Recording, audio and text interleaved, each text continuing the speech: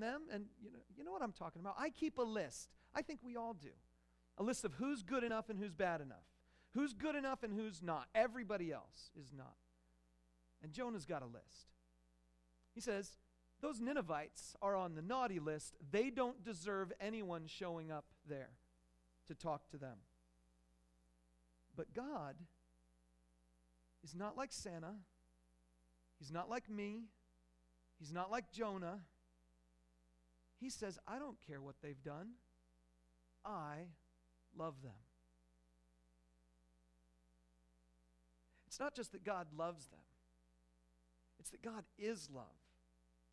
When Jonah says, God, I knew this thing about you. I knew you're a kind and compassionate God, slow to anger and abounding in love. Jonah's not making that up. This is God's name. If you go back into Exodus, we find the story in Exodus chapter 34 where Moses says to God, God, would you show yourself to me? I want to see you face to face. And God says, all right, I'm going to hide you in this little rock, and then I'm going to pass in front of you, and I'm going to hold my hand in front of you so you can't see me. But after I pass, I will move my hand away, and then you can see my back. God says that to Moses. And Moses says, all right, let's do this thing. And God says, okay, what you're going to do now is you are going to get some stone tablets, and you're going to carry them with you, and we're going to come up onto the mountain. You're going to get into this crack, and I'm going to pass in front of you and proclaim my name. And so then we pick this story up. It says in chapter 34, verse 5 through 7, then the Lord came down in the cloud and stood there with him and proclaimed his name, the Lord. Remember, all caps, that's Yahweh. When it's all caps, that's translating the Hebrew word Yahweh, which means the one who is. And he proclaimed his name, Yahweh, the Lord, and he passed in front of Moses, proclaiming, the Lord, the compassionate and gracious God, slow to anger, abounding in love and faithfulness, maintaining love to thousands, and forgiving wickedness, rebellion, and sin. Yet he does not leave the guilty unpunished. He punishes the children and their children for the sin of the fathers to the third and fourth generation. God's name is compassionate and gracious, slow to anger, abounding in love. He tags this thing on to the end. He doesn't leave the guilty unpunished, but why did Moses have to bring the tablets with him? Do you know the story? This is the second set of tablets. Moses has been on the mountain. God has given him tablets on which he wrote the 10 Commandments. And then Moses comes down off the mountain, and there at the base of the mountain, here are all these people. They're worshiping a golden calf. They're partying, celebrating around this golden calf. They're singing, they're dancing, and they're calling that thing made of gold, they're calling it their God. And Moses is fed up. He says, I cannot take this. I cannot have this kind of thing going on. And in his anger, he takes the tablets and throws them to the ground, and they crack and break into hundreds of pieces. And then he comes down the mountain and says, we are having none of this. And he destroys the idol and all of that. The people have just violated God on a deep level. And God's words, when he says who he is, are gracious and compassionate, slow to anger, abounding in love. Moses, bring 2 more tablets. Let's do this again. I don't know where you're coming from today. Maybe you're coming from the position that God is a God of judgment.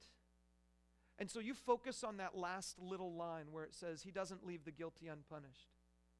Maybe you feel that way in your life and you're like, I don't know if God is really loving.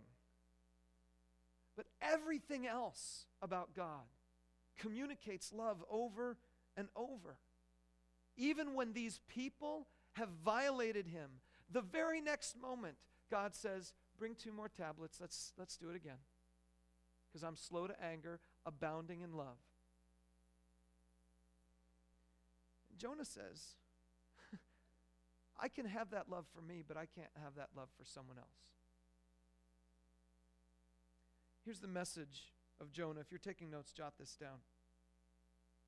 It's simply this, that God loves people so much that he will go to extreme lengths to warn them of judgment and offer forgiveness. God loves people so much that he will go to extreme lengths. He will take a disgruntled prophet who's riddled with racism.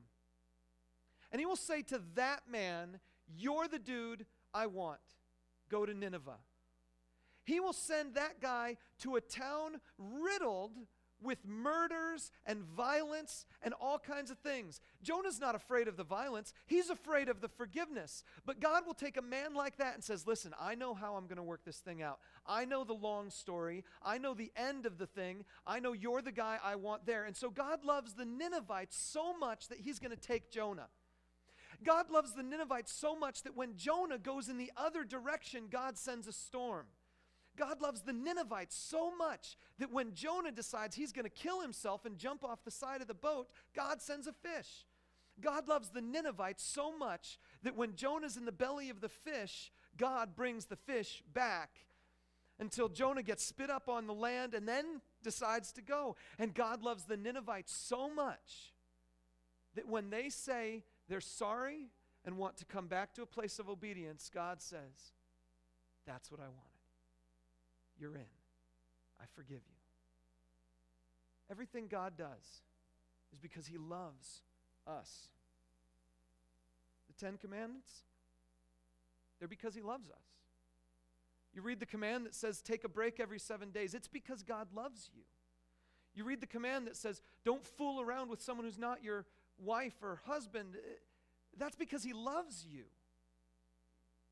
You read the passages of the Bible that say, listen, here are things you shouldn't do and there are things you should do. That's because God loves you. When he says, don't get drunk, that's because he loves you. When he says, hang out with my people, spend time, gather together, encourage one another, that's because he loves you. Everything God is doing in your life is because he loves you.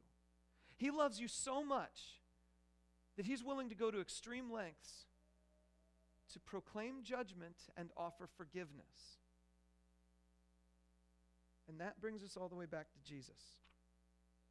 I quoted this verse earlier today, but I didn't read the whole thing. And so to make it more vivid for you, I put it in the Message translation, but look at this. It says, "This is how much God loved the world. He gave his Son, his one and only Son. And this is why, so that no one need be destroyed. By believing in him, anyone can have a whole and lasting life.